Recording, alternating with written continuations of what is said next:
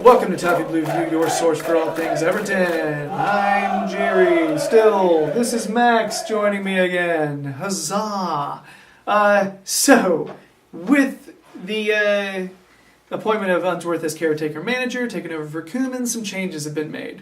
All right? One of the most notable changes that people have kind of taken issue with is the fact that a lot of the new signings have not really even gotten a sniff of the bench. And one of them, one of the signings that we didn't spend as much money on, but who was one of our strongest players to this point this season, is not beginning any time either. And it's been kind of strange because he really hasn't been hurt. So right now, it seems like it's time we need to talk about Vlasic. All right? So, Max. Yesterday he logged some minutes for the Croatian national team. Why don't you think Unzi rates him? I don't think it's the fact that Unzi didn't rate him. I think it's the fact that Unsworth going back to basics and that he wants players that have played in the Premier League, and he just wants that assurance because he like other Evertonians know that we are in a worrying situation, and taking gambles on players isn't something that he can afford to do, particularly if he wants the results to keep him in the job. But I don't think it's a fact that he doesn't rate him, because I think everyone's well aware that Vlasic has been nothing but a breath of fresh air when he's been involved. Mm-hmm. I just think it's the experience factor, really. I have a theory.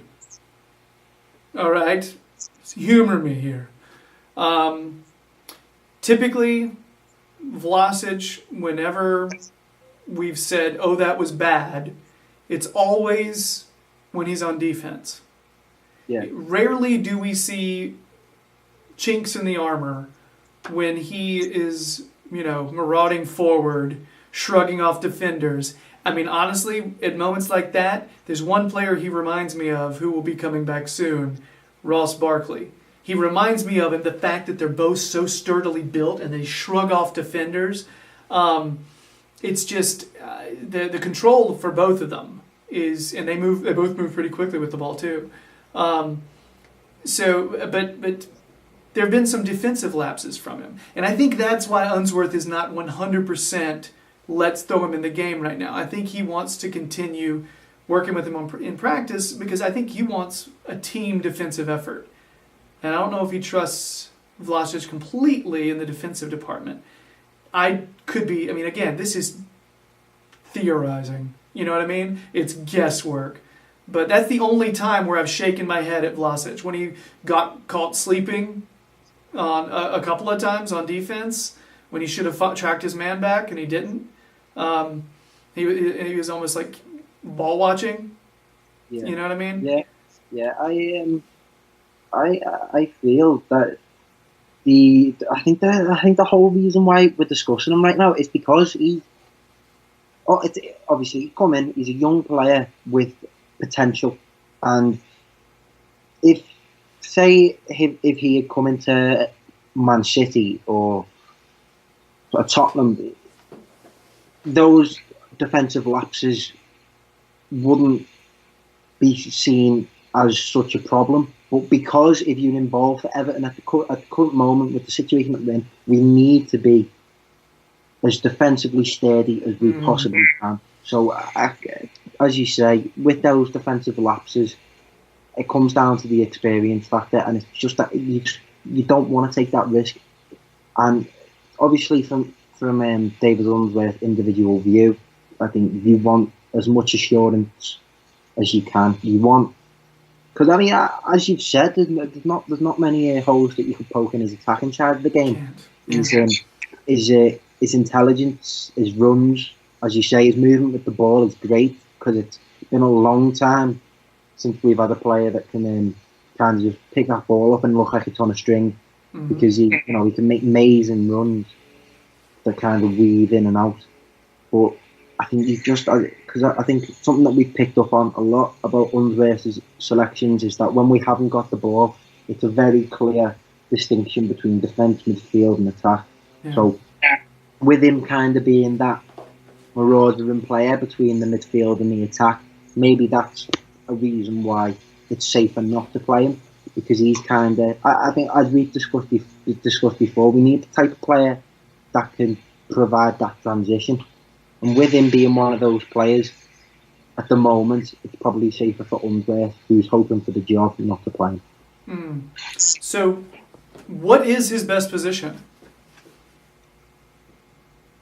I think him winger most definitely. I think because as we've discussed previously, we do lack width, and I think we've said that it looked like he could play a job behind the forward, maybe as a secondary forward, but I think playing him out wide is very good. I think we've predominantly played him on the right when he's come on. And with Seamus Coleman coming back, I think that would be great for Seamus Coleman, because he can form a partnership there.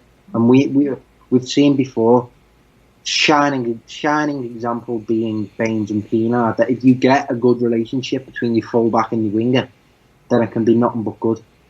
So I feel like if you bring Vlasic in, and because Coleman is good in that he didn't start off as a fullback, he was originally a right winger.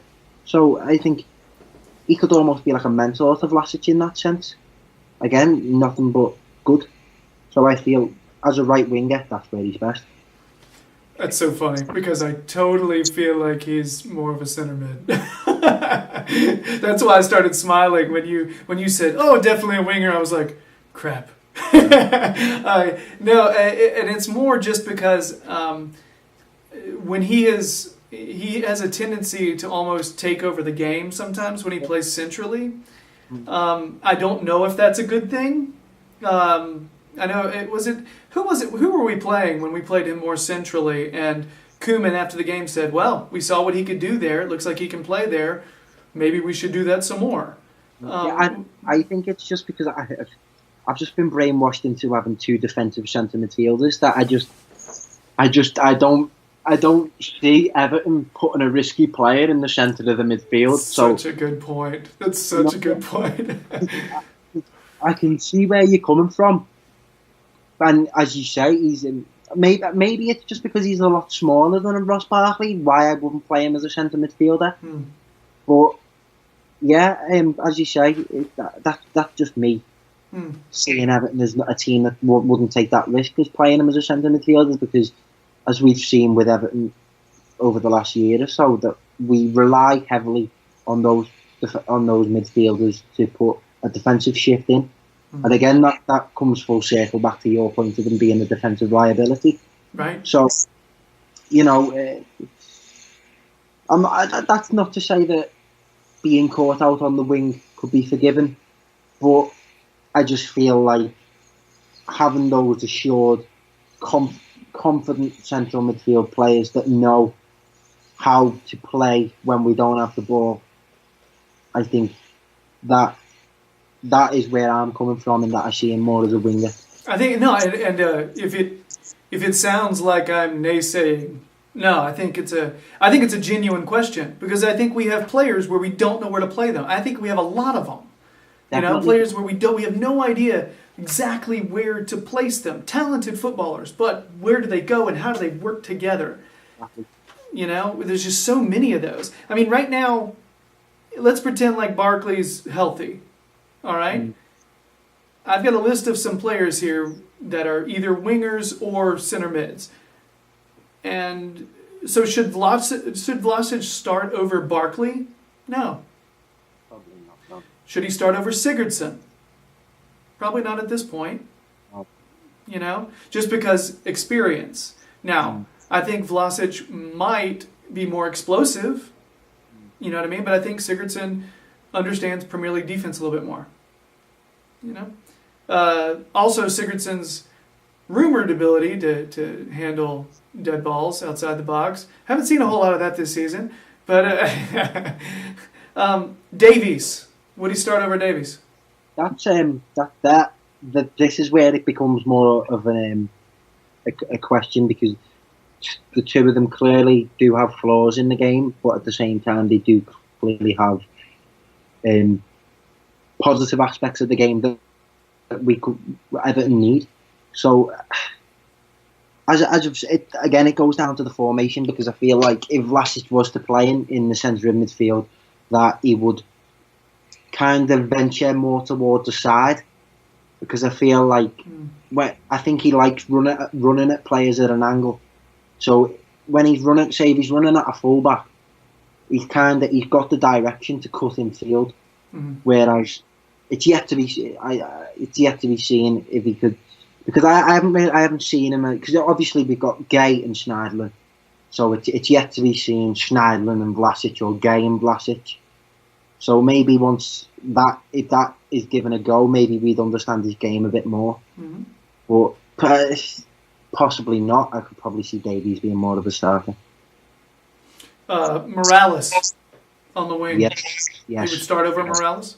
Yes. I've been a big fan of Morales for longer than a lot of Evertonians have. I think a lot of Evertonians have give up on his attitude, because it seems like no matter who we have in as our manager, that he seems to find issue with. And I think that's just the case of what it is. I feel like when he first signed, Morales had the ability to turn games on the head, but now it just doesn't seem like he can do that. Lookman. No. Agreed. I think we're in total agreement on all these right now. Start over Morales. Davies is a iffy proposition. I think if you want to play more defensively, you go with Davies. If you want to play more offensively, you go with Vlasic. It's a little bit of a toss-up. And I think you and I would both be fine if we saw Davies and Vlasic in a lineup. We wouldn't sit there and hide our heads unless Davies is on the wing. I know. That comes with the versatility of Vlasic, I feel, because that is another point that needs to be made. Even though we do go, where does he play? That can be a positive. So if we do find our strongest 11, maybe Vlasic doesn't fit into that right now, but that puts us in a good position for when we're needing to bring someone off the bench. Say if we've got Sigurdsson behind the forward and he's not performing, maybe we can bring Vlasic in there. If we've got someone out wide that isn't performing, if we are playing wingers, that is, if someone's not performing out wide, then we can bring Vlasic in there. So he's versatile, but that can only be seen as a positive once the starting 11's found. Yeah. So, do we think the lack of minutes is going to be resolved soon for Vlasic, or do we feel like this is going to be a struggle for him up until January? I think a lot of football fans, like I think Arsenal is a good example at the minute with Lacazette. I mean, Lacazette against City at the weekend, and previously he's been on the bench, which you wouldn't want. So, I think you've got to understand that whoever's in charge. So, Unsworth sees Vlasic every day in training. It may be a matter of Unsworth understanding Vlasic's game more. So, I think. Really good point.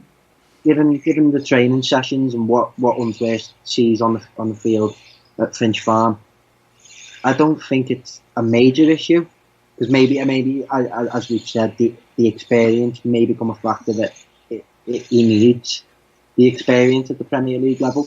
But obviously, for God's sake, he's just been brought on for Croatia, and given that he hasn't had a lot of minutes at us, that just goes to show that the minutes that he has had have been good. Yeah. I mean, and the fact that we as supporters are just ridiculously fighting for him. Everybody is... Now, I'm not one of these people, just because I usually don't do this sort of thing. But people are like commenting on Blanka Vlasic's Twitter and saying, "Oh, where's your brother? What's going on? We love him. He's the best." I mean, and I agree. I think he's awesome. I think he's great. I think he should be in the squad. I do. I think the idea of bringing an electric player who can take the ball from one 18 to another 18 and not get dispossessed very often is key. I think it's a nice thing to have. So I do think having him on the bench is, and right now I've been a Morales supporter for a long time, but I'd rather have him on the bench right now than Morales. All right, just because I don't know where his head is right now. I don't know what's true about him getting kicked out of practice the other day. I don't know if he did get kicked out of practice. We have no idea what the actual truth of that situation was, but it's a lot of incidents with him. you know. And with Vlasic, we haven't had any, as far as we know. We've had nothing but good from Vlasic, I think, because I can't remember what game it was, but I think it was a game we've been beat, and Koeman was taking the brunt of it. But Vlasic came out and said, I do take responsibility. Even when he was playing, he was one of our better players on the pitch. So I think that is something that causes us to root for him as well. His attitude is spot on. I was going to read some of our fan comments about Vlasic here. Let's see here. What do they have to say about... Let's see here. That's Simeone. So our Vlasic comments from Social Network. Glenn Burrell says, him and Pickford have been the best of our summer signings. Okay? Peter Kraut says, think he's outstanding and how he's not a consistent starter is beyond me. Lee Ledbetter says, good player, don't understand why he's not starting for us, never mind in the squad. Big Omelette, that's awesome, says, bags of potential, great little player. Viva_faceless says, one of our best signings in the last 4 years. Elwin Gwillem just says yes. And let's see here. And Warren at Waza43 says, our best player, then Unsworth drops him for Lennon. Baffling. So, I think we've kind of covered why we think why Lennon's back in the squad. You know, he's desire, he's pace, he's quickness, and the guy literally just cuts out his chest and puts his heart on the field. That seems pretty clear why he's back, because I think that's what Unsworth feels like the squad really needs right now. So that's the real question, is Vlasic going to get a game ahead of Lennon? I think that situation may start shifting a bit come December. I just don't think it's going to happen in the next couple weeks. No, I just think if we start getting results, then I can see Unsworth, well, if it is Unsworth, becoming a lot more experimental. If we do start becoming... I hate referring to that we're being in a relegation fight, but if we start pushing up the table, maybe getting in the top half, and we're looking a lot more stable in that sense, then I could see a bit more experimentation with the squad. Right. But, you know, I can understand why Lennon's selected ahead of me. I get it. I just wish he was on the squad. That's it. I want him on the bench, you know. He needs to feel like some of these signings that I feel have so much talent, I feel like they need to know, hey, we appreciate you. We think you've got potential. We just need the experience right now, you know? So anyway, hopefully that'll all get worked out. But anyway, Unzi's the temporary manager right now, and he may be the real manager soon, so we have to start expecting him to know best, because you're right, he's in practice all the time, you know? So anyway, that's it for We Need to Talk About Vlasic. All right. Like our videos, subscribe to us so you know exactly what's happening and when our videos are coming out. Write us comments. If you think you know better than Unsworth and you think Vlasic is the guy and should be starting, write it on there. Let's talk about it. All right? I guess that's it. I think we have covered everything. Max, any parting words? Thanks for having me. Just a nice guy. Thanks so much for watching, and we'll see you next time. All right? Enjoy international break. Enjoy that milk curdling. All right. Take care, everybody. Bye.